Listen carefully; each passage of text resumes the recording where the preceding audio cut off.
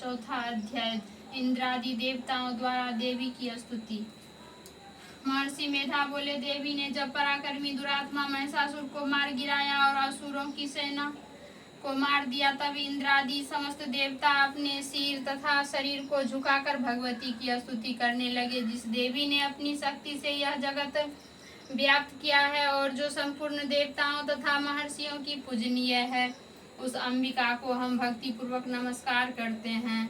वह हम सबका कल्याण करो। जिस अतुल प्रभाव और बल का वर्णन भगवान विष्णु, शंकर और ब्रह्मा जी भी नहीं कर सके, वह चंडिका देवी संपूर्ण जगत का पालन करे और अशुभ भय का नाश करे। पुण्य आत्माओं के घरों में तुम स्वयं लक्ष्मी रूप हो और पापियों के घरों में तुम अलक्ष्मी रूप हो और सतकुल में उत्पन्न होने वालों के लिए तुम लज्जा रूप होकर घरों में निवास करती हो। हम उस दुर्गा भगवती को नमस्कार करते हैं। हे देवी, इस विश्व का पालन करो। हे देवी, हम तुम्हारे अचिंत्य रूप का किस प्रकार वर्णन करें। असुरों के नाश करने वाले भारी पराक्रम तथा समस्त देवताओं और दैत्यों के विषय में जो तुम्हारे पवित्र चरित्र हैं, उनको हम किस प्रकार वर्णन करें। हे देवी, भगवान विष्णु, शंकर आदि किसी भी देवता ने तुम्हारा पार नहीं पाया। तुम सबकी आश्रय हो, यह संपूर्ण जगत तुम्हारे ही अंश रूप है, क्योंकि तुम सबकी आदिभूत प्रकृति हो। हे देवी, तुम्हारे जिस नाम के उच्चारण से संपूर्ण यज्ञों में सब देवता तृप्त लाभ करते हैं, वह स्वाहा तुम ही हो। इसके अतिरिक्त तुम पितरों की तृप्ति का कारण हो, इसलिए सब तुमको स्वाधा कहते हैं। हे देवी, वह विद्या जो मोक्ष की देने वाली है, जो अचिंत्य महाज्ञान स्वरूपा है, तत्वों के सार को वश में करने वाले, संपूर्ण दोषों को दूर करने वाले, मोक्ष की इच्छा वाले मुनिजन जिसका अभ्यास करते हैं, वह तुम ही हो। तुम वाणी रूप हो और दोष रहित ऋक् तथा यजुर्वेदों की एवं उद्गाता हो और सुंदर पदों के पाठ वाले सामवेद की आश्रय रूपा हो। तुम भगवती हो। इस विश्व की उत्पत्ति एवं पालन के लिए तुम वार्ता के रूप में प्रकट हुई हो और तुम संपूर्ण संसार की पीड़ा हरने वाली हो। हे देवी, जिससे सारे शास्त्रों को जाना जाता है, वह मेधा शक्ति तुम ही हो और दुर्गम भवसागर से पार करने वाली नौका भी तुम ही हो। लक्ष्मी रूप से विष्णु भगवान के हृदय में निवास करने वाली और भगवान महादेव द्वारा सम्मानित गौरी देवी तुम ही हो। मंद मुस्कान वाले निर्मल पूर्ण चंद्र बिंब के समान और उत्तम सुवर्ण की मनोहर कांति से कमनीय तुम्हारे मुख को देखकर भी महिषासुर क्रोध में भर गया।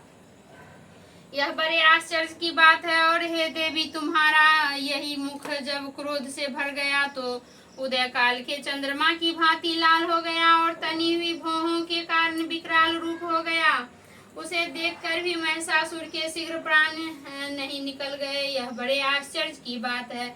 आपके कुपित मुख के दर्शन करके भला कौन जीवित रह सकता है। हे देवी, तुम हमारे कल्याण के लिए प्रसन्न हो।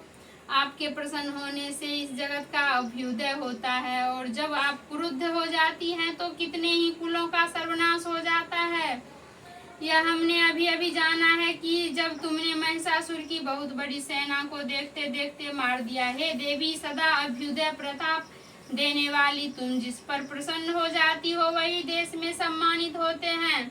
उनके धन एवं यश की वृद्धि होती है, उनका धर्म कभी शिथिल नहीं होता है और उनके यहाँ अधिक पुत्र पुत्रियां और नौकर होते हैं। हे देवी, तुम्हारी कृपा से ही धर्मात्मा पुरुष प्रतिदिन श्रद्धा पूर्वक यज्ञ करता है और धर्मानुकूल आचरण करता है और उनके प्रभाव से स्वर्ग लोक में जाता है, क्योंकि तुम तीनों लोकों में मनोवांछित फल देने वाली हो।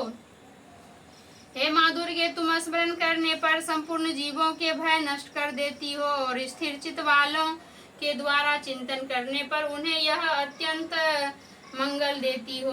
हे दारिद्र दुख नाशनी देवी, तुम्हारे सिवा दूसरा कौन है। तुम्हारा चित्त सदा दूसरों के उपकार में लगा रहता है। हे देवी, तुम शत्रुओं को इसलिए मारती हो कि उनके मारने से दूसरों को सुख मिलता है। वह चाहे नरक में जाने के लिए चिरकाल तक पाप करते रहे हो, किंतु तुम्हारे साथ युद्ध करके सीधे स्वर्ग को जाए, इसलिए तुम उनका वध करती हो। हे देवी, क्या तुम दृष्टिपात प्राप्त मात्र से समस्त असुरों को भस्म नहीं कर सकती। अवश्य ही कर सकती हो, किंतु तुम्हारा शत्रुओं को शास्त्रों के द्वारा मारना इसलिए है कि शास्त्रों के द्वारा मरकर वे स्वर्ग को जाए। इस तरह से हे देवी, उन शत्रुओं के प्रति तुम्हारा भी विचार उत्तम है। हे देवी, तुम्हारे उग्र खड्ग की चमक से और त्रिशूल की नोकों की कांति की किरणों से असुरों की आंखें फूट नहीं गई। उसका कारण यह था कि वे किरणों से शोभायमान तुम्हारे चंद्रमा के समान आनंद प्रदान करने वाले सुंदर मुख को देख रहे थे। हे देवी, तुम्हारा शील बुरे वृत्तांत को दूर करने वाला है और सबसे अधिक तुम्हारा रूप है, जो न तो कभी चिंतन में आ सकता है और न जिसकी दूसरों से कभी तुलना ही हो सकती है। तुम्हारा बल व पराक्रम शत्रुओं का नाश करने वाला है। इस तरह तुमने शत्रुओं पर भी दया प्रकट की है। हे देवी, तुम्हारे बल की किसके साथ बराबरी की जा सकती है, तथा शत्रुओं को भय देने वाला इतना सुंदर रूप भी और किसका है। हृदय में कृपा और युद्ध में निष्ठुरता, ये दोनों बातें तीनों लोकों में तुम्ही में देखने में आई है। हे माता, युद्ध भूमि में शत्रुओं को मारकर तुमने उन्हें स्वर्ग लोक में पहुंचाया है। इस तरह तीनों लोकों की तुमने रक्षा की है तथा उन उन्मत्त असुरों से जो हमें भय तथा उसको भी तुमने दूर किया है। तुमको हमारा नमस्कार है। हे देवी, तुम शूल तथा खड्ग से हमारी रक्षा करो। हे चंडिके, आप अपने शूल को घुमाकर पूर्व पश्चिम उत्तर तथा दक्षिण दिशाओं में हमारी रक्षा करो। तीनों लोकों में जो तुम्हारे सौम्य रूप है तथा घोर रूप है, उनसे हमारी रक्षा करो तथा इस पृथ्वी की रक्षा करो। हे अंबिके, आपके कर पल्लवों में जो खड्ग, शूल और गदा आदि शस्त्र शोभा पा रहे हैं, उनसे हमारी रक्षा करो। महर्षि बोले कि इस प्रकार जब सब देवताओं ने जगत माता भगवती की स्तुति की और नंदन वन के पुष्पों तथा गंध अनुलेपनों द्वारा उनका पूजन किया और फिर सबने मिलकर जब सुगंधित व दिव्य धूपों द्वारा उनको सुगंधी निवेदन की, तब देवी ने प्रसन्न होकर कहा, हे देवताओं, तुम सब मुझसे मनोवांछित वर मांगो। देवता बोले, हे भगवती, तुमने हमारा सब कुछ कार्य कर दिया। अब हमारे लिए कुछ भी मांगना बाकी नहीं रहा, क्योंकि तुमने हमारे शत्रु महिषासुर को मार डाला है।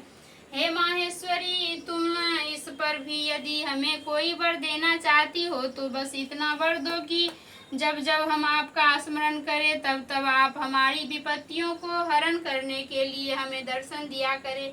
हे अंबिके, जो कोई भी तुम्हारी स्तुति करे तुम उनको वित्त, समृद्धि और वैभव देने के साथ ही उनके धन और स्त्री आदि संपत्ति बढ़ावे और सदा हम पर प्रसन्न रहे। महर्षि बोले, हे राजन, देवताओं ने जब जगत के लिए तथा अपने लिए इस प्रकार का प्रश्न किया तो बस तथास्तु कहकर देवी अंतर्धान हो गई। हे भूप, जिस प्रकार तीनों लोकों का हित चाहने वाली वह भगवती देवताओं के शरीर से उत्पन्न हुई थी, वह सारा वृतांत मैंने तुझसे कह दिया है। और इसके पश्चात दुष्ट असुरों तथा शुंभ निशुंभ का वध करने और सब लोकों की रक्षा करने के लिए जिस प्रकार गौरी देवी के शरीर से उत्पन्न हुई थी, वह सारा वृतांत मैं यथावत वर्णन करता हूँ। चौथा अध्याय समाप्त।